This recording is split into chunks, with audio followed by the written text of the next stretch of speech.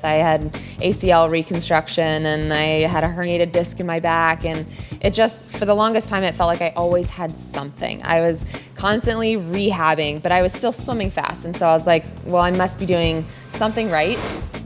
Baruch here with Young Hollywood, chatting with Olympic gold medalist and world record breaker Dana Vollmer about what really happens in the Olympic Village and how an accidental text message led to her finding the love of her life.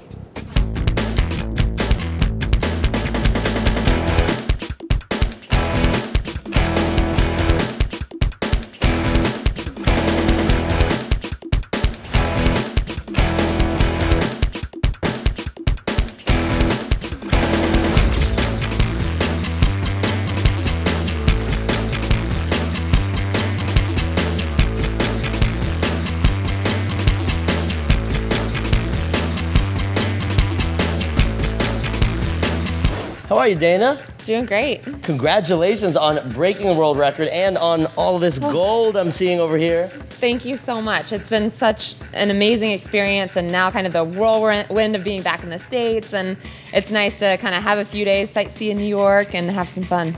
Now, is it just as exhilarating the second and third time as it is the first time you win a gold medal? I mean, every time. I set really high goals, and so when I think about kind of my individual goals, I did set out to want to win. But then every time you get a medal, it's just, you never think that you're going to get to have 3. And just each time it was even better. And getting the first one being an individual, and then getting to be on a relay team, and then the medley relay is always my favorite relay ever. And so it just was an absolute perfect way to finish the meet. How about breaking a world record? That has to be a whole new level.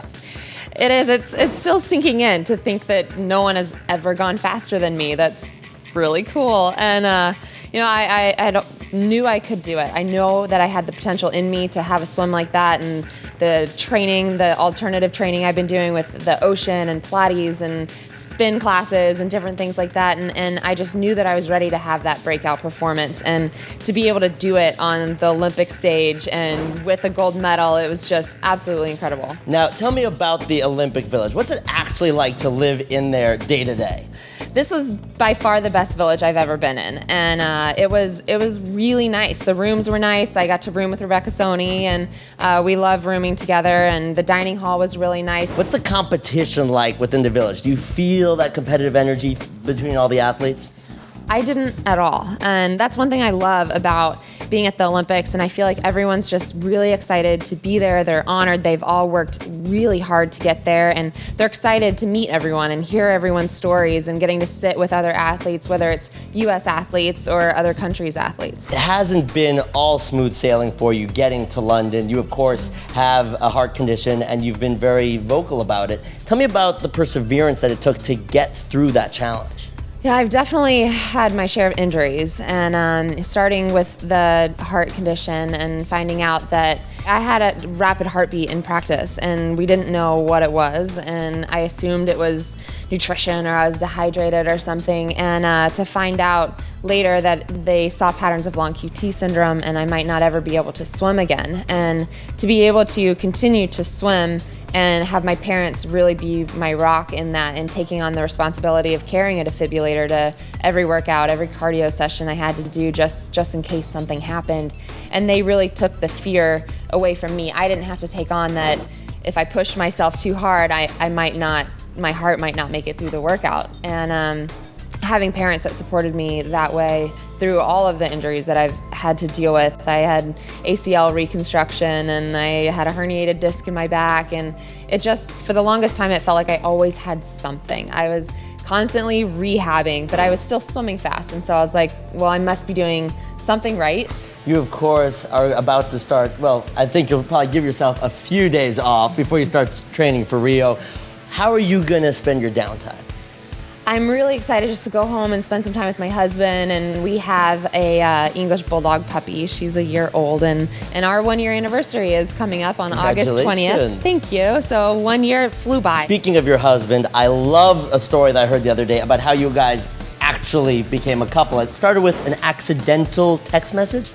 Yeah, okay, so I met him when I was 16 in the 2004 Olympic trials, and got his number, and he was instantly that guy that was like my dream guy, but that I was only 16, so I was terrified to talk to him. It was just like, hi, like you're actually speaking to me. And through the years, his phone number stayed in my phone. I think I've had 3 phones since then. And then in college, I was great friends with an Andy. His name was Andy Oros, and he was on the baseball team. And I was just sending him a text saying, hey, haven't seen you in forever. Like, let's get together.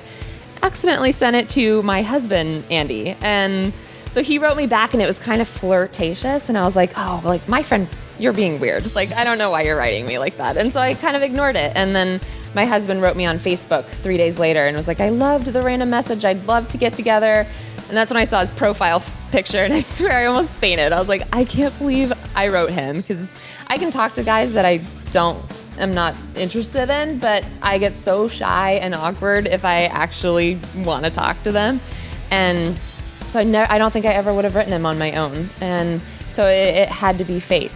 So initially he seemed out of reach, and now you're married. Yeah, now we're married. It's an overall theme, from achieving that gold medal, getting that guy. It's about a little bit of life happenstance mixed with a lot of hard work. Yeah, I mean, it's just everything seems to be falling into place for me right now, and I could not be happier.